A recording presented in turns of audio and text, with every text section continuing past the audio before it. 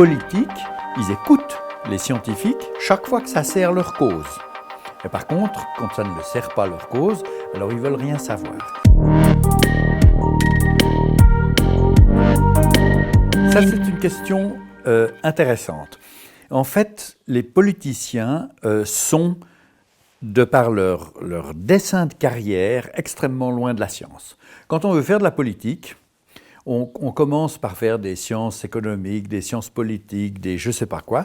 Et quand on fait ça, à vrai dire, on n'a pas fait de la science à l'école. Au contraire, on a été le plus loin possible de la science qu'on pouvait. Et souvent, c'est des cursus qui se sont développés à partir de la haine ou de la détestation de la science.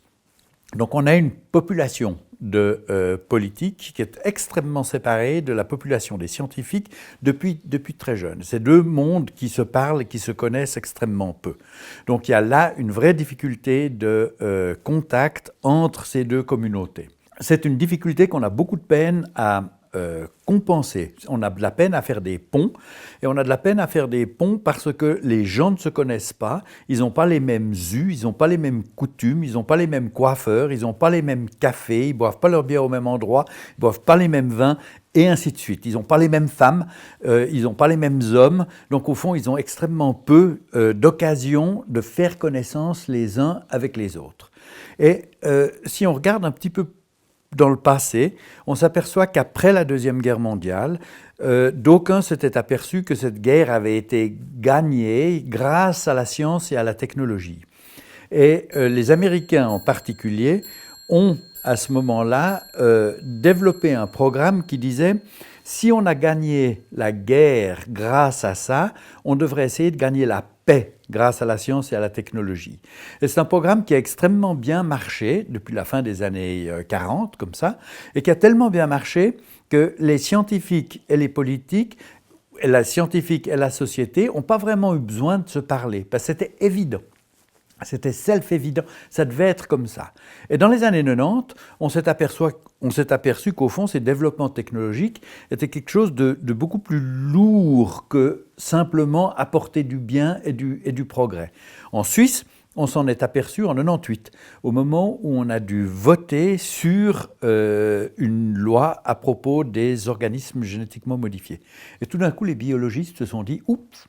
Il faut qu'on aille parler avec les gens, qu'on leur raconte ce qu'on fait pour qu'ils réalisent ce que ça veut dire. Et à partir de là, alors, on a essayé de reconstruire ces liens. Ça s'est fait en Suisse, mais ça s'est fait partout dans le monde, à vrai dire en Europe, ça s'est fait aux États-Unis, ça se fait partout. On essaye de faire ça, mais à cause de cette difficulté qu'on a exprimée au début, c'est un exercice très difficile. On peut ajouter à ça que les politiques, ils écoutent les scientifiques chaque fois que ça sert leur cause. Et par contre, quand ça ne le sert pas leur cause, alors ils ne veulent rien savoir. Et c'est pour ça que, typiquement, les Verts ne veulent rien savoir à propos des OGM, alors que la science dit beaucoup de choses qui seraient extrêmement utiles à leur point de vue. Et d'un autre côté, on entend beaucoup de gens qui ne veulent rien savoir de changement climatique parce que c'est une problématique qui a des implications économiques pour leurs intérêts. Donc on voit bien que les aspects climatiques sont entendus par les Verts et que les aspects OGM ne sont pas entendus par personne maintenant, mais que chacun, au fond, écoute la science quand ça sert ses intérêts.